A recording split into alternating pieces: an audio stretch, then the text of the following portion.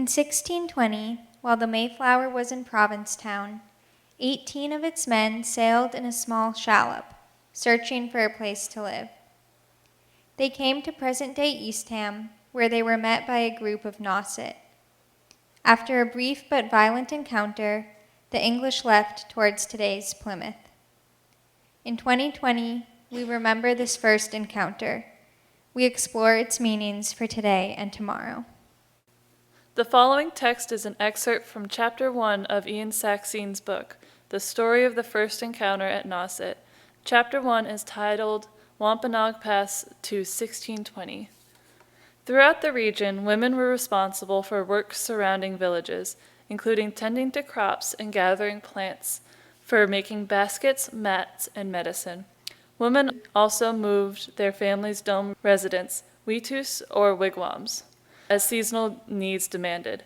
Men performed tasks that took place outside the village, such as hunting, trapping, deep-sea fishing, diplomacy, and war. As with native groups throughout eastern North America, this division of labor included different types of spiritual power as well, with women responsible for the creation of life in the form of bearing children and nurturing crops, and men responsible for taking the life of animals in hunting or animals in war when preservation of the community required it. Wampanoag's success in all of these endeavors involved appropriate management of the Manitou, the spiritual power that manifested in living things, in some inanimate ones, and in a number of otherworldly beings. People could access them through a variety of dreams, visions, and rituals. Towet, who created the ancestors of humankind, also bequeathed the first seeds to grow corn and beans, and was accorded to appropriate respect. Habamock appeared in visions and was associated with death. Visions of Habamock were also essential to part of becoming Nisi, a distinguisher counselor to the sachem and leader in war. Powwows had even greater access to spiritual power, which involved visions of Habamock as well as access to many other guardian spirits. Animals held themselves in spiritual power, which hunters had respect to in order to ensure that creatures would make themselves available in the immediate and distant future. Roger Williams, the founder of Providence, Rhode Island, and who spent much time and effort recording what his indigenous neighbors told him about these matters in the 1630s, accounted 37 spiritual beings in his Key to the Language of America. The fact that Williams thought that there was an exact number and he tried to learn it reveals an essential difference between the spiritual worlds he and the Native Americans he spoke to inhabited.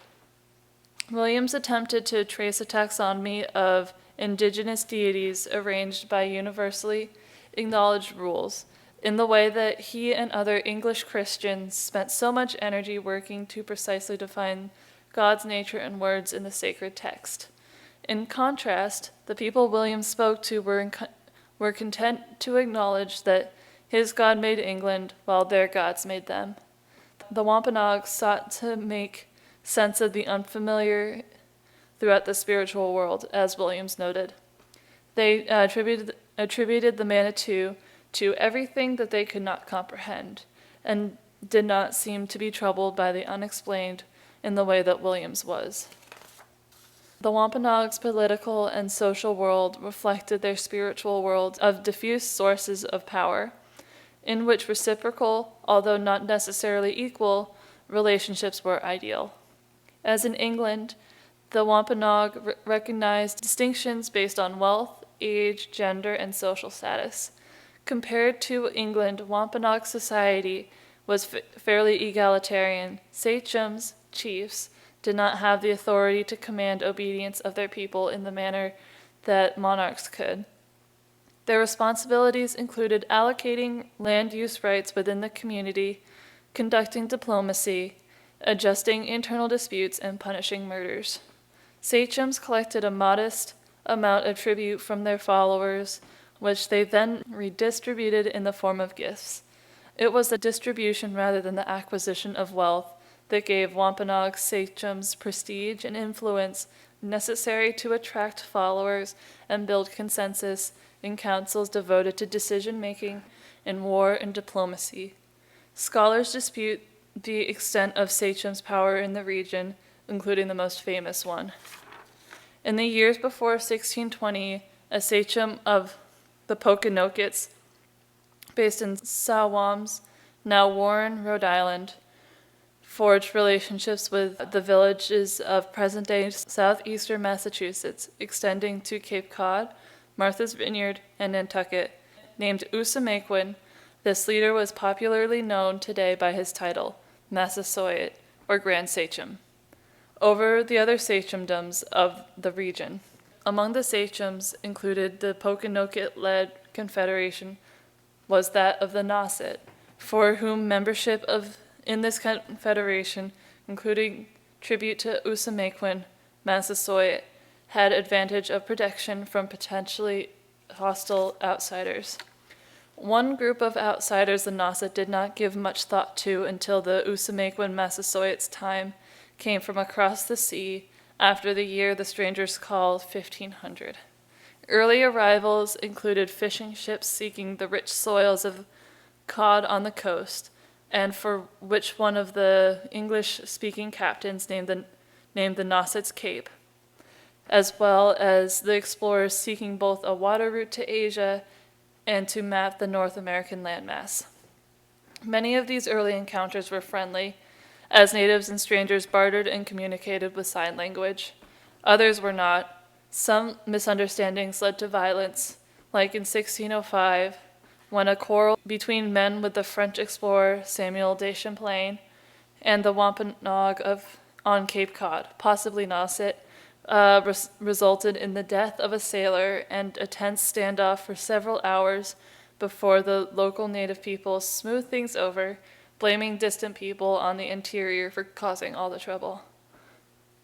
In other instances, Europeans kidnapped Native American people, either to raise them as interpreters or to sell them into slavery.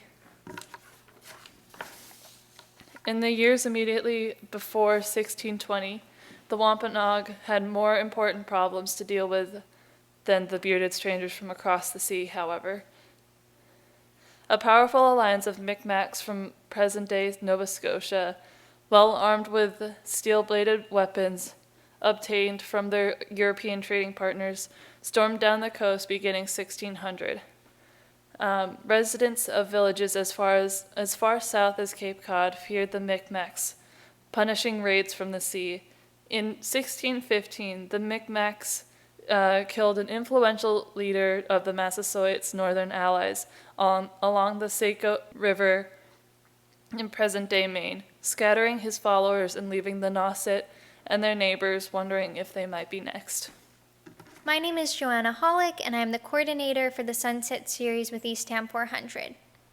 I'd like to give you a brief update on our plans for the rest of the summer regarding the Sunset Series.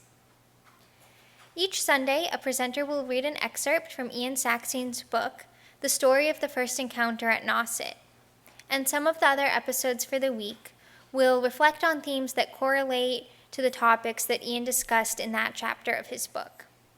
Other episodes will continue to focus on current events, important dates in history, and meanings for today. If you're interested in finding a specific episode or a series of episodes that are related thematically, you can now do so on both our website and our YouTube channel. To find these thematic groupings on our website, you can go to the Sunset Series page on eastham400.org and then scroll down until you see a list of all of our thematic groupings and click on the name of the topic that you would like to look at. You can also find these same groupings on our YouTube page if you go to our channel page on YouTube, Eastham 400, and then click the playlist tab. Thank you.